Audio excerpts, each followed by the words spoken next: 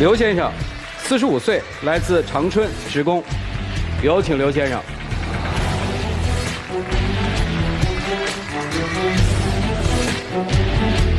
白女士，46岁，来自长春，销售。有请白女士，有请。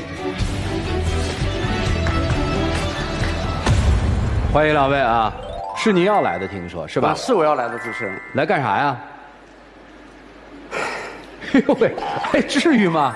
我和我爱人认识的时候，那时候他做生意失败了，啊，赔得一无所有。那时候我特别喜欢他。哦，半年以后我们结了婚，我们结婚19年了。哦，就在我女儿3岁后的时候，他就早出晚归的。我怎么早出晚归的了？我不是为了这个家吗？你为了这个家，哎不是这，有那么大的脾气吗？运那么大的气啊？咱慢慢说行吗？主持人你不知道，我肯定不知道。他现在在外头做生意，还赚不到钱啊，吃吃喝喝，净和那些异性朋友在一起。我现在有点接受不了。我回家吃不到热乎的饭。主持人，我是搞销售的，搞销售的能不接触客户吗？那客户都是女的嘛。所以你怎么总是这么？那你应该顾着这个家呀！你是女人，哎，你有丈夫有孩子，你应该回家呀。我也兼顾了呀，孩子我也照顾了呀，我不是没照顾。你照顾我们饭都吃不上啊！我听明白了啊，就现在的状态就是妻子在外很忙碌，不照顾你和孩子，是这意思吗？对，好，因为他不照顾。所以我问你啊，你是打算离婚啊，还是打算调整一下继续过呀？你总得有个意见和章程吗？就因为我们的矛盾态度这19年了啊，我们解决不了这个问题，所以来到这个舞台上。哦，就是这19年也没打算离婚，是吧？啊，就是我们还在过着，所以我们还好，虽然我们也闹，是这意思吗？现在这样吧，它影响了我和女儿的正常生活。现在她在外头，现在搞创业，她都这个年纪了，搞什么创业呀？她能和那些大学生比吗？快50岁的人了，我们还有女儿，我们女儿都现在18了，考上大学了，现在她还想学舞蹈，学舞蹈专业。学舞蹈专业是孩子的爱好，咱们不应该扼杀他。学舞蹈，他现在已经成人了，有他自己的追求，咱应该支持。我不是不支持他，女儿小学5年级的时候，她学习特别好。我认为咋的？女儿现在学习好，考个好大学，有个安稳的工作，是不是？最后找个……她现在就是这种状况，多少年以来了，就是孩子小的时候，你指挥我的人生，现在孩子大了，你还让孩子，你还指挥，气死我了！我真的，我还让孩子听他的，你知道吗？去操控孩子的人生。不是说我操控孩子的人生，咱们做父母的不应该支持孩子吗？是支持孩子，你是怎么支持孩子？孩子跟你学什么样了？你天天在外头跑业务，跑你的生意，孩子需要你的时候你在哪里？我不是为了改善家庭条件吗？是你改善家庭条件，孩子学舞蹈花多少钱？我一个房子都卖了，为了孩子学这个舞蹈。父母赚钱为了什么呀？不就是为了培养下一代吗？你培养下一代，我没有说啥，但是你那些所作所为都影响孩子的未来。我感觉我那时候在工厂上班啊，从早上到晚上下班很晚，一个星期你问他在家做几回饭？我也不是出去玩去了，我尽量抽出时间多陪你们。我能在家做饭我就做了，我又不是说出去闲逛，或者是没有正事儿。我一个男人在外头上1天班，晚上你给我做什么饭？做的粥。我干了1天工作，累不累？累得要命，回家想吃口热饭。那你难道不过分吗？喝的是粥，他把粥都给粥了。你知道我当时什么心情吗？我嫁给你，我不是做保姆了，我不是做老妈子了。为什么把粥了？啊？你知道为什么把粥了？因为你做的太过分了，有点儿。这个粥不重要，这不是过去的事儿了吗？他一直揪着，就是多少年前的事。我作为一个男人啊，他在外做生意、做买卖也好，他现在赚不到钱，他就折腾。还有异性朋友上我家小区门口总去接他去，这让邻居看他怎么样？要女儿看他，要心情怎么样？我是什么心情，你知道不？所有的错你都怪在我身上，难道你没有责任吗？我不会你是我的丈夫，你如果给我信任，给我支持，孩子能胡思乱想吗？我支持你，你不在家，你天天在外头做生意，所谓你的创业赚钱。你知道我是怎么心想？人一打个电话你就去了，我就想跟他说，多理解我。哦，因为现在我已经46了，人都有人的追求，每个人都有每个人的权利。我现在你追求，你生意都失败了，你还追求啥呀？现在把孩子好好的供养成有用人才，完了咱孩子找个好工作，像计算机呀、什么财会呀。我承认我失败过，但是你不能一棒子给我打死啊！是吧？我也成功过。你评价一下你先生用几个词，在你的心里，你先生是个什么样的男人？大男子主义。大男子主义什么事情都得听他的。哦，啥事儿都得听他的。他要我做家庭妇女啊。我本就不是那样的人啊。其实我认识他的时候吧，正好是我人生最低谷的时候，做生意失败了。那个时候吧，我可以说有一阶段很自卑，也没有自信。但是我俩那时候你也挺好的呀，那时候。我俩结婚以后，你也不像现在这样啊。是不是对你特别关照？对。那个时候你是不是显得很弱小？感动了我。哦，是他感动了你。然后我俩处了不到半年就结婚了。结婚1年以后有了孩子。我就感觉生活太拮据了，将来能给孩子一个什么样的未来，我不知道。找个工作，我让他找个工作，他也干过几天也挺好。上班我也上了呀，我也不是没上过班啊。按你的想法，06年我没参加工作吗？差点把胆都摘出去。哪个人？你看哪个人不上班？你就找个好班上多好，咱两口子赚那些钱也够孩子花。不，等于不太习惯适应那种朝9晚5的生活，您不太习惯，是这意思吧？对。先生觉得他就应该朝9晚5，这样你们就过普通人的日子，你也不想他折腾。我就是这个意思，是不是这意思啊？是。这个做买卖挣了钱了吗？现在我挣得多，别说现在，19年来做买卖是挣得多。一开始，在他做买卖期间，他是正常的人情往来，这是正常的还是不正常的？异性朋友太多，我感觉不舒服啊。但是是正常的。对，我现在说啥，女儿都认为他对，女儿一点都不听我的了。现在，咱这么着急说女儿这估计啊，咱们就说女儿。女儿现在读书了吗？现在上大学了。上大学了，什么专业呀？舞蹈专业。挺好的呀，对吧？刚才吵架的时候说这个为女儿学舞蹈把房子卖了是怎么回事？说说吧。因为学艺术很费钱啊。那时候我女儿学舞蹈吧，一开始想考北舞，她就领着我女儿全国各地的飞。那时候，哎呀，基本上我们的积蓄都花的没有了。主持人是这样，现在我女儿在勤工俭学，已经不用我们负担太多。你快别说勤工俭学，你一说勤工俭学，我又来气了。停！你们俩那点主持人，你不知道，你不知道。你等我听完以后，我跟你一起气。所以这个跳舞这条路，到底是妈跟闺女儿一起选的，还是妈逼着闺女儿走上了这条路？现在闺女儿回不了头，就非得一直这么。没有，我没逼着她，我是听从她的意愿。对，她也小孩他懂啥呀？小孩他3岁的时候就学舞蹈。怎么去做呀？那你咋不说呢？我说他不听啊。谁不听啊？他娘俩都不听。那为啥混得那么惨呢？一个男人？哎，你都不知道，我家他和他姑娘喜欢狗，买一个小雪纳瑞，当时买到家里，他两个都说的挺好，每天我们伺候我们。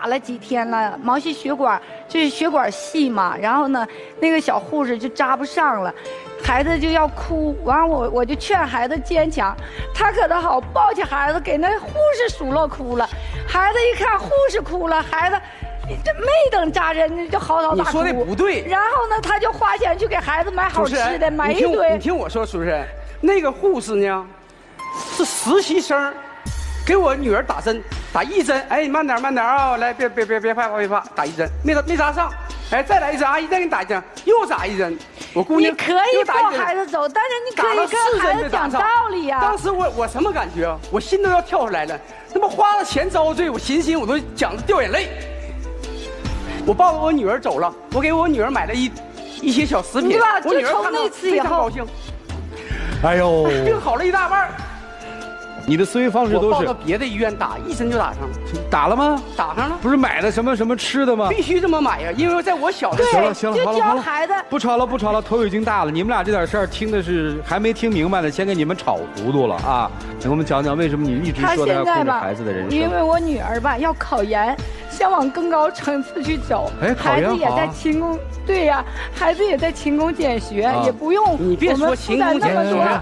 他就是吧，不想让孩子考研了，想让孩子复修一门什么会计啊，什么那啥呀，那不是孩子想要的，他就想让孩子大学毕业了以后就工作，然后找个本分人嫁了，过一生就完事儿了，你要平平淡淡的。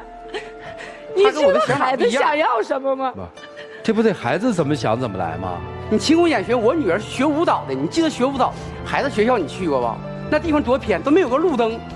晚上很晚回家去教人舞蹈课，我孩子去教人舞蹈课，很晚回家，那多危险你知道吧？就有后果怎么办？再一个，我女儿教人舞蹈，我知道你关心孩子，中午吃不上饭，你知道吗？我知道你关心孩子，就因为这个，我孩子跟我俩撒谎，说没学，我也关心孩子，都撒谎了，因为这个，都不说实话。咱们做父母的可以跟孩子沟通啊，可以告诫孩子呀，怎么规避风险呢？咱不能一朝被蛇咬，10年怕井绳吧？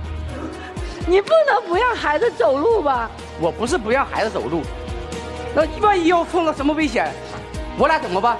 你想过吗？那是你的想象，你知道吗？你把孩子想的太弱了。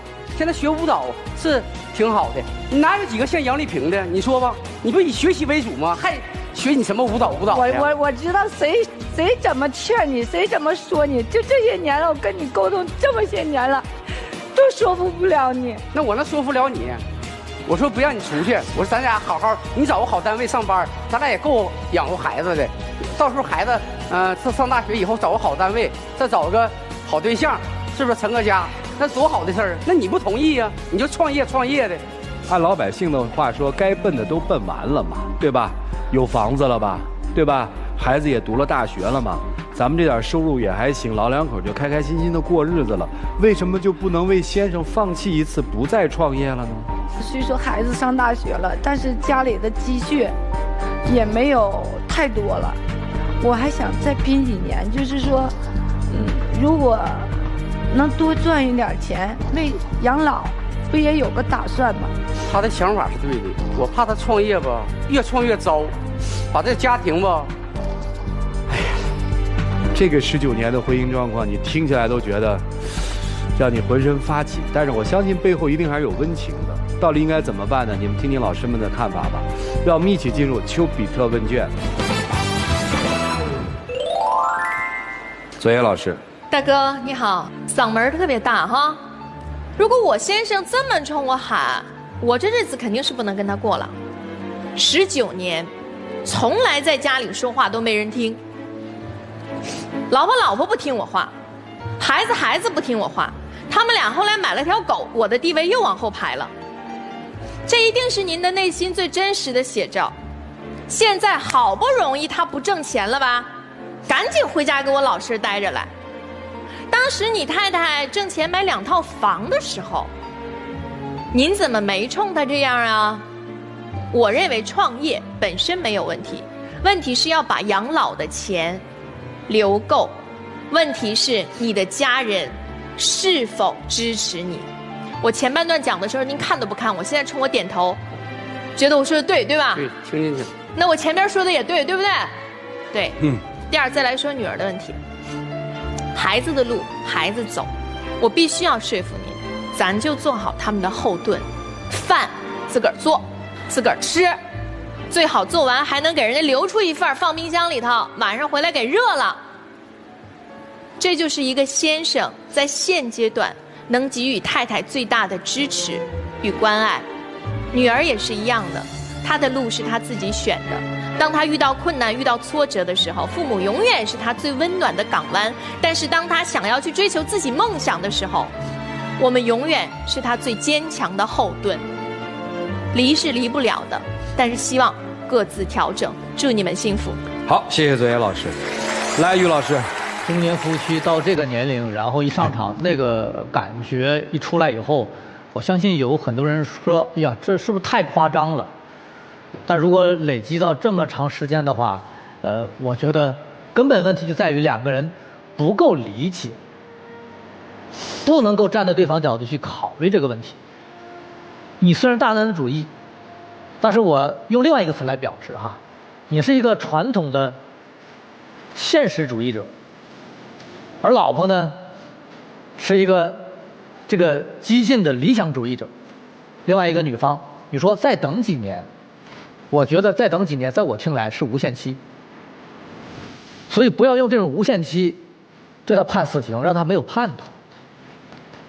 他希望回归，我觉得应该去理解。理解的意思是说，你得给他一个年限，照顾一下他的感受。他的歇斯底里你听不进去，你的咆哮你也不可能理解他，所以他现在一无所有，他希望你回归，他喜欢你，他没喜欢别人，所以这一点还是值得庆幸的。那么你至少得有一点时间，飞出去了还得飞回来，偶尔照顾一下他的感受。你创业是照顾你的感受，你创业不仅仅是为了赚钱，你觉得那是我的人生，所以呢，你不要太过自私，说我的感觉好了，那家的感觉不好了，那你仍然是一种失衡。他并不是完全不接受你出去，最关键的是你心里没有他，这一点最可怕。而男方呢，我觉得你的沟通方式需要调整一下，让家有点温暖的感觉，要不然在对比状态下，他觉得外面太好了，回家以后就是吵就是闹，不回家才好，那你的愿望不就落空了吗？互补，这才是我们到中年能够有智慧生活的一个点，而不是一直在坚守自己的一个固执。那如果这样下去，是什么形式解决不了你们的问题？好吧？好，谢谢于老师。严老师来。刚才老师们说先生说的比较多，其实我更多的想跟妻子说，你刚才说他就是想操控我的人生，想操控女儿的人生，他就是想限制我的自由。请问他操控了吗？请问你们二人的人生，你们二人的婚姻是谁在操控？他过了一天他想要的生活了吗？你选择了他，日子是两个人的。我们在追求自己内心的独立，和您刚才反复强调的说，我有我人生的价值，在追求个人价值的同时，是不是要兼顾婚姻、两个人、家庭的价值？他今天能够跑到这儿来喊，还真的是因为你最近不赚钱了。以前你赚钱他更不敢喊，但这个男人是苦苦求你回家的呀。哎呀，你可算是在外边创造不了太多价值了，咱回家创造点家庭价值呗，咱过过小日子呗，让我也享受一下我想要的生活呗。看似他大声背后，其实我真的还挺同情他的。我支持你，即便46岁了依然创业，但我希望你能够相对减缓你的脚步，把家庭的价值、家庭的利益也放在前面，把丈夫的需求、丈夫的对生活的想象，多少帮他实现一点。其实你在外面打拼这么多年，你应该知道，这样的男人也不好找。他死心塌地地爱着你，等你回家，希望和你好好过日子。这一切其实是你最看重他的地方，否则你早就跟他离了，对吗？如果真的像我们今天看到的这么剑拔弩张，这么水火不容，你这么聪明，这么独立，你还会拖到今天吗？你心里很清楚，这根定海神针在家呢，有他在，即便你哪天一败涂地，他依然会给你一个臂弯，他依然用他可能并没有那么强大的能力去给你一个家，对吗？所以要珍惜，要调整，好吗？祝福你们，谢谢。好，谢谢杨老师。来，涂老师。我劝你们还是离婚吧。其实离婚之后，你们会有更好的自己想要的生活。男人的高声嚷叫其实是虚张声势，女人的抱头痛哭其实是在宣泄自私。有人说爱情让人迷失自我，但其实爱情更让人认知自我，知道自己想要什么。越是相处的久，你越知道对方是不是适合自己的人。但怕就怕在你们自欺欺人。有一句话不是那么说吧，燕雀安知鸿鹄之志。男人就不愿意承认自己是只燕雀，女人就不愿意承认鸿鹄之志是我想要的生活，而且我并没有那么爱燕雀。燕雀和鸿鹄完全是两个不同的品种，怎么会走到一起呢？那是因为鸿鹄有一天折了翅膀，掉进了燕雀的窝里，所以燕雀陪着鸿鹄度过了那段疗伤的岁月。所以燕雀就认为鸿鹄就不飞了，就跟我过一样的生活。但鸿鹄毕竟是鸿鹄，它还是要飞的。所以在这样的情况之下，就要坦诚。鸿鹄就得说，我要飞，这就是我的梦想，就是我的生活，谁也不能阻拦我。虽然你陪我度过了那段最痛苦的时光，我表示感谢，但其实我没有那么爱你。我不会为了你放弃我的志向，但你从来没有说过呀，你没有说出来过，但是你不说出来，结果就耽误了你们19年。燕雀也不愿意承认自己是燕雀，因为那太没面子。但其实也没什么，很多男人就是平平凡凡的过着家长里短的生活。如果你非要跟他在一起，那你就做好你的燕雀，守好你的家。谁让我找了一只鸿鹄呢？正如3位老师所说，这个妻子你自己一定要坦白一点。你创业哪里100%是为了家庭？你买那2套房为家庭里面做出一些经济贡献，那只是你创业的副产品。而喜欢飞、喜欢创业、喜欢折腾，那才是你自己想要的生活。你就是这么一个人，你就不是安安分分待在家里面妻儿老小的人，你不是这样的人。所以我觉得今天索性咱就把底牌亮明了，我就是要飞，我就是要安家。如果给不了，孩子已经长大，你去追求你的生活，你去追求你的生活，这并不是一个悲剧。我是祝福你们能够活到自己希望的、想要的生活当中去。我认为孩子不会怪你，祝你们各自幸福。好，谢谢涂老师。真诚的面对，不管是离婚还是继续走下去，是为了让自己幸福，而不是拧巴。结局是什么不重要，重要是要幸福。接下来一起进入真情60秒。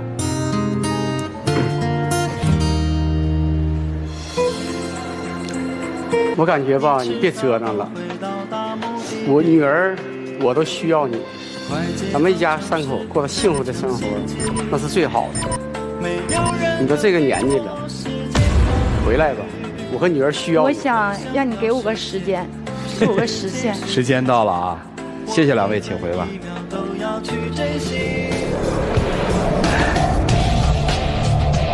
接下来我们来看看这对夫妻的选择，请开。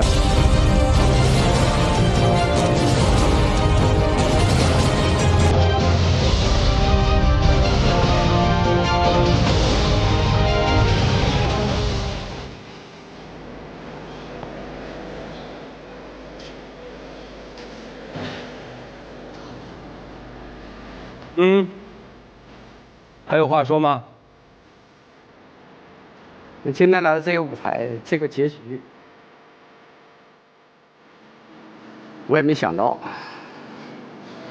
觉得大男子主义应该这样，但是我这个19年的压抑都说出来了，我心里也会好受多。行了，这么大的人了，这就是一个舞台上的结果，回家好好聊聊吧。谢谢您的分享，请回。